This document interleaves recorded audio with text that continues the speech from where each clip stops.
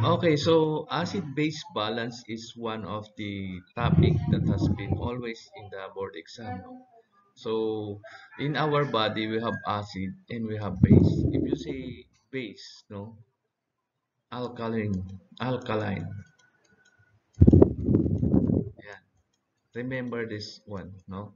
They interchange this one. You can use base, you can use alkaline. So they say basic, it means base. Alkaline, the same. Acid, acid. So in our blood, we can describe it as acid and basic, or acid or alkalinic. So in those two ways, you can describe our blood as like that. No? So is that clear? So yeah, acid and base. So in our blood, there should be a balance. So if you are a student of nursing, okay, as early as now, you have to memorize the pH of the blood. So if we are talking about acid and base, we talk about pH, okay, of the blood. pH is the power or potential or potency of the hydrogen. Kaya po pH ang tawag. So that's why it is called pH. It's the power of the hydrogen. Okay, so pH of the blood 7.35 to 7.45. So as a nursing students, if they ask you what is the normal pH of the blood, you can answer it automatically, supposedly, no? So if not, there's something wrong, no? So there should be a maintenance in the acid-base balance in our blood because a slight change in the pH of the blood, there will be a drastic uh, damage in our cell, no? So the cell cannot work properly if there is imbalance in our blood, okay? Slight change lang. So blood must remain between 7.35 to 7.45. So this is the goal of our body. Remember, there are two or three, sabihin na natin, if you are talking about organs, there are two organs that are regulating the pH of the blood. If you remember the lungs, no? They excrete carbon dioxide, okay? Or maintain carbon dioxide. And also the kidney, okay? And another one, these are organs, no? Another one are the blood buffers. We have this one, no? The blood buffers. So these are the three that controlling or maintaining our acid base balance in the blood. Okay, so alkalosis means there is an increased pH above 7.45, and that is called alkalosis. Okay, so acidosis means if your pH goes down, so pH below 7.35, it is alkalosis. But there is such word we call physiological acidosis. If you say physiological, normal, no? pH between 7.35 and 7.0. But we have to maintain our blood in this level, no? 7.35 to 7.45. So to maintain our homeostasis, or there should be balance in the acid base in the body. Okay? So most ions originate by the byproducts of cellular metabolism. So if you remember, the cellular metabolism, there are many byproducts, no? That increases the acid or increases the base of our blood. Okay? So in that manner, our body should do something to neutralize acid or base, whichever is higher. Okay? So acid produced by the body. So where does acids came from? Okay? So they came from phosphoric acid, okay? Lactic acid, fatty acid. So from the cellular metabolism, no? also carbon dioxide that forms the carbonic acid and the ammonia. So these are the acids that are produced by the body. So we have the phosphoric, lactic, fatty acids, carbon dioxide that forms carbonic acid, and ammonia. These are the acids that are found in our body and was produced by the body. And most acid-base balance is maintained by the kidneys. Okay? Other acid-base controlling system are blood buffers and respiration. Okay? So these three, no, that I have told you a while ago, are important in the maintaining of acid-base balance. Okay? Let's talk about blood buffers to maintain our acid-base balance. Okay? So we have in our blood, we contain acids and we contain bases also. Okay? So remember in our kidney, yeah, so in our kidney, they control our bases, how they will eliminate them. And they also control hydrogen, how can you eliminate them. Okay? So there are acids already present in the blood.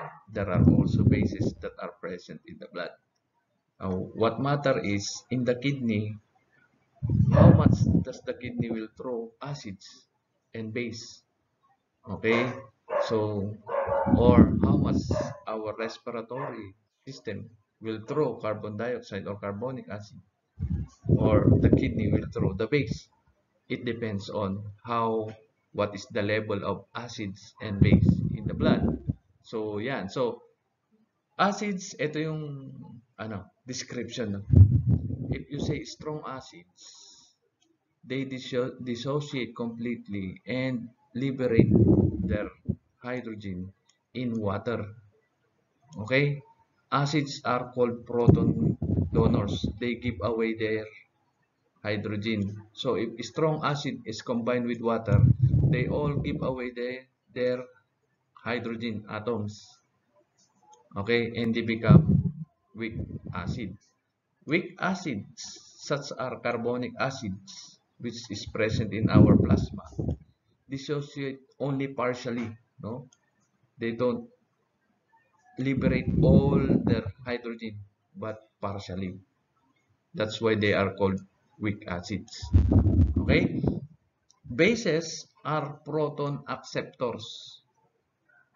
That is why in the blood, if you are acidic, no, acidic, okay, to control acidity is to increase the basic because they are opposite to each other. Okay, so bases are proton hydrogen acceptors. Okay, so in other way around, strong bases dissociate easily in water and tie up with hydrogen. This one, they liberate their hydrogen. This one, they tie up with hydrogen. Okay, so that's why if there is a strong acid, you put base. Okay, the base will tie up with the hydrogen and it will be neutralized. Weak bases such as bicarbonate ion and ammonia are slower to accept hydrogen. Okay, so these two are present in our blood and they are the one buffering themselves. Okay, it depends on how you excrete the acid, how you excrete the base. Okay, so yeah. So that is the blood buffers. So strong acids such as hydrochloric dissociate completely into its ion. So maghihiwalay sila. Hydrochloric acid. Okay. A weak acid such as this one, no? Carbonic acid. They don't dissociate easily, partially only. So still they have hydrogen here. And hydrogen atom is released, but not all. Okay? So that's weak acid. So molecules react to prevent dramatic changes in the hydrogen ion concentration. Okay, so those molecules will react to prevent changes. Remember our concentration of uh, hydrogen is 7.35 to 7.45. Okay, so molecules bind to hydrogen when pH drops. Okay, so when pH drop, it becomes acidic, right? So the molecule will bind to hydrogen to neutralize it, no? And release hydrogen when pH rises. So when pH rises, it becomes alkalinic or basic. That's why they will release hydrogen, no, to become acidic. That's the rule of the molecules that will react. Okay, three major chemical vapors are the bicarbonate vapor system and phosphate vapor system and protein vapor system. The one that is almost talked about is this bicarbonate vapor system because this is the most common. It talks about bicarbonate and carbonic acid. Okay, this is the bicarbonate vapor system. So we are talking about in the blood, no? In the blood. So this is a mixture of carbonic acid and sodium bicarbonate. Okay. So remember, these two are here, no? They are a mixture of carbonic acid and sodium bicarbonate.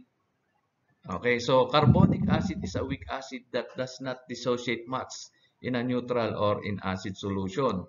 And bicarbonic ions react with strong acid to change them into weak acid. So because of this characteristic of this bicarbonate vapor system, it has an acid and it has a base. Okay, when they react to chemicals or when they react to strong acid, they neutralize it because they contain this bicarbonate ion. And when they react to strong base, we have the carbonic acid to react to it to make it weak acid. So, this is a complete package, no? Meron siyang taga-control ng strong acid and strong base because it has a weak acid and a weak base.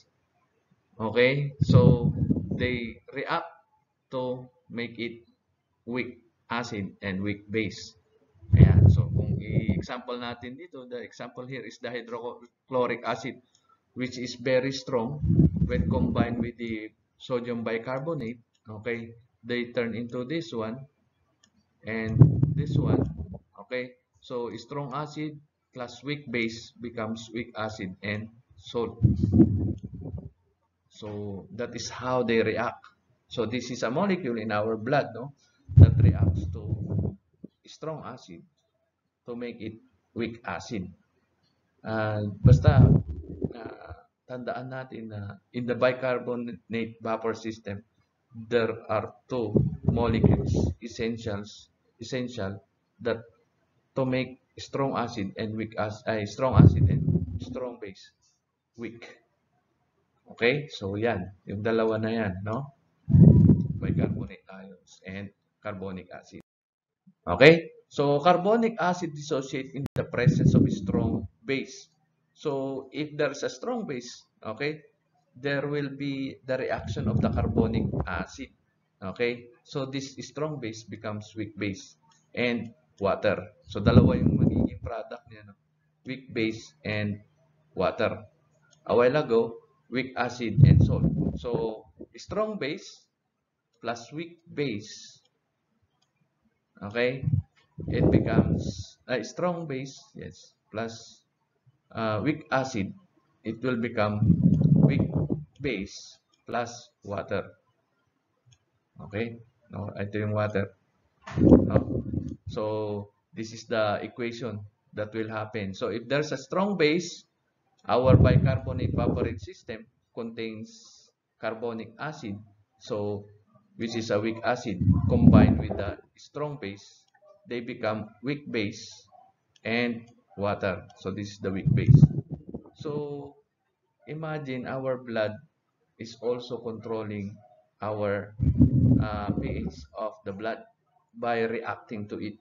Okay, making the strong acid into weak acid and making the strong base to weak base.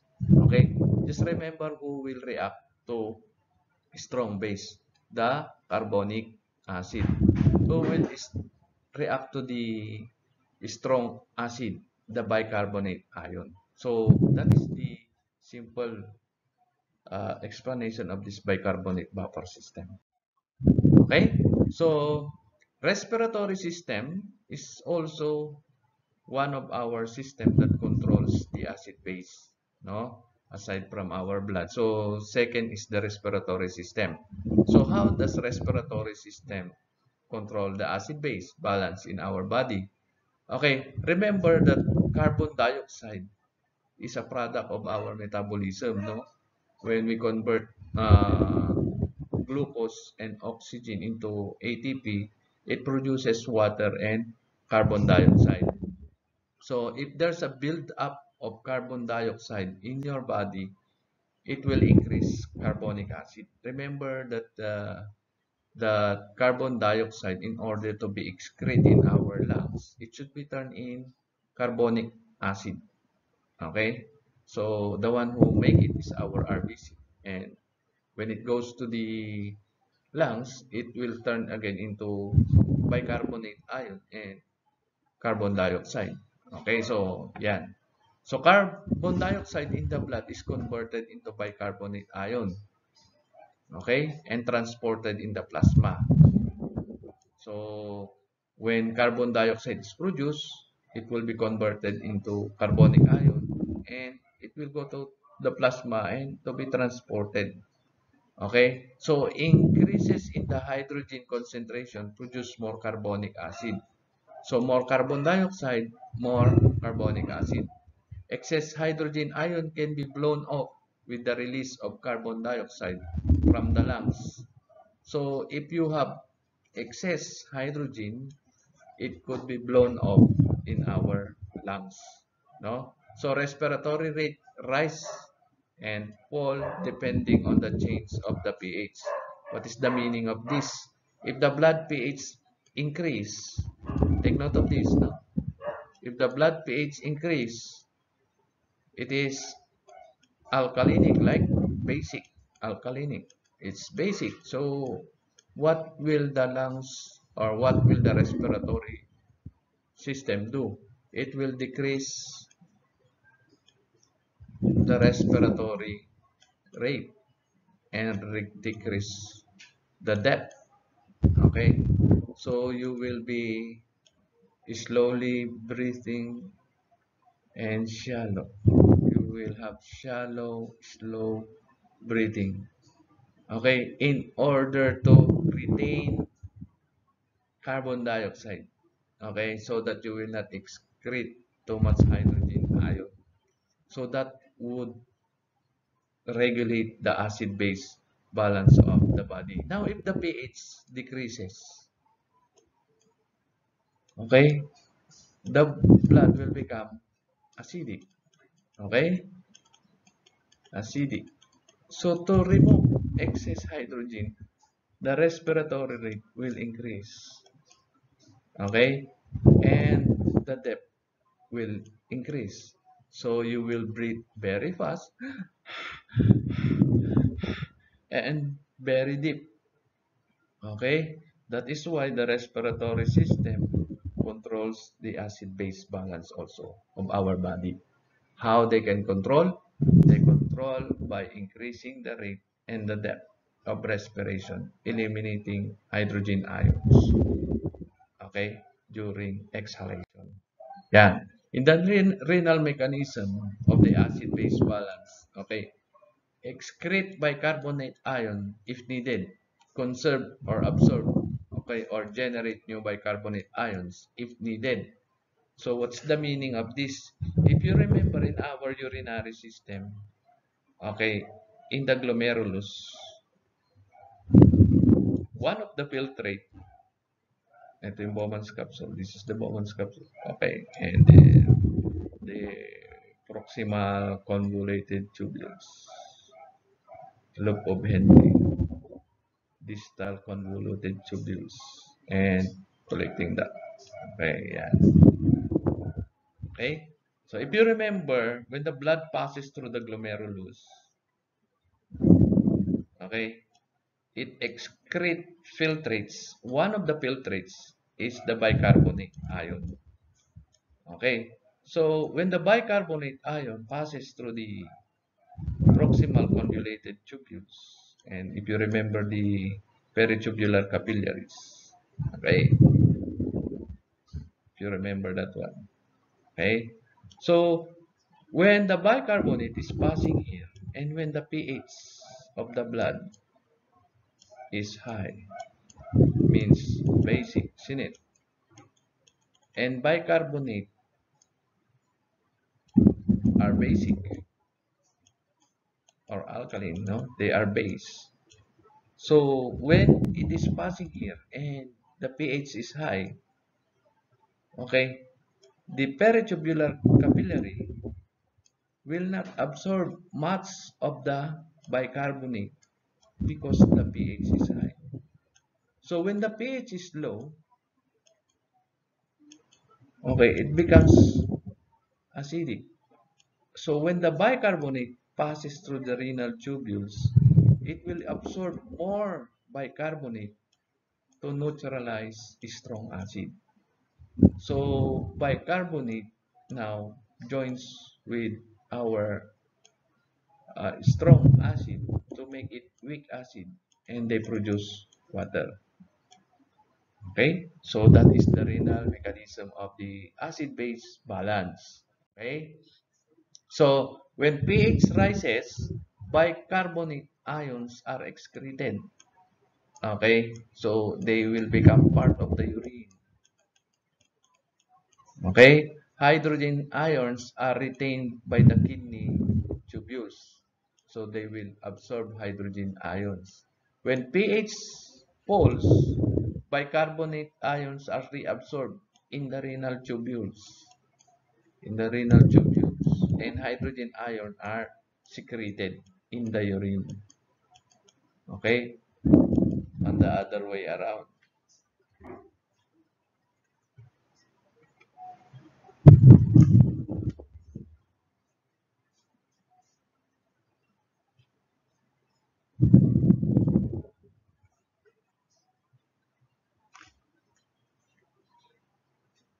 Okay, so your urine pH varies from 4.5 to 8.0. So it varies because it depends on how the bicarbonate ion is excreted and absorbed, or hydrogen ion is excreted or absorbed.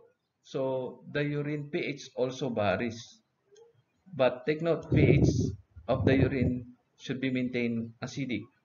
And if you look at this now, 8.0 is already more on alkalinic. So it varies on this part.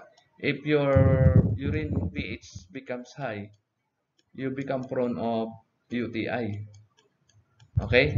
Because microorganism cannot live in acidic nature, bacteria and virus. That's why the urine should always be maintained as acidic. Okay? So that you cannot have UTI. And there's a juice that you can drink to maintain the acidity of your urine, which is called ano nang tawag? Cranberry juice. Yeah, cranberry juice. So if you have UTI, you drink that juice, no? Cranberry juice. Maybe some of you already drink that one. Okay, developmental aspect of the urinary system. Functional kidney are developed on the third month of fetal life. So inside the womb, if the baby is already on the third month inside the womb, functional kidneys are already developed. No? Urinary system of a newborn, the bladder is small. Urine cannot be concentrated for the first 2 months. That's why the urine is diluted urine, almost water. Okay, that's why they urinate many times. No, they void 5 to 40 times per day because they cannot concentrate their urine. Okay, because their kidney is still immature. Okay, control of voluntary urethral sphincter does not start at the age of 18 months, meaning you can control your urination, okay, and voluntary, control of voluntary. We have two urethral sphincter, right? Involuntary and voluntary, internal and external. So the voluntary is the one connected to the skeletal muscle. That's why you can control it. Okay?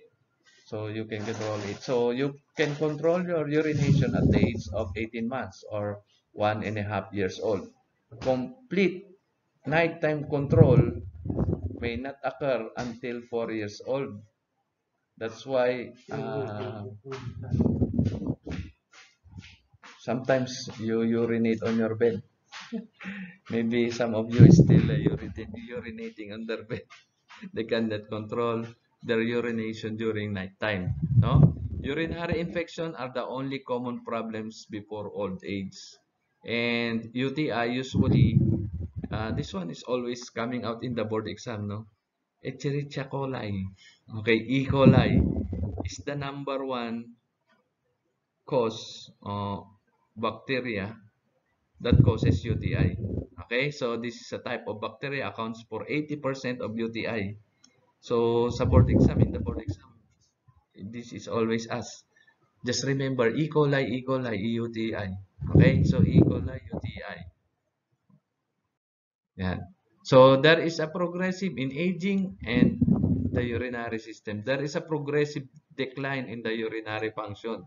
So as you get old, there is a progressive decline in the urinary function. The bladder shrink and loses bladder tone with aging. Okay, so you cannot have too much water already. No? You sometimes the control of the external sphincter is difficult.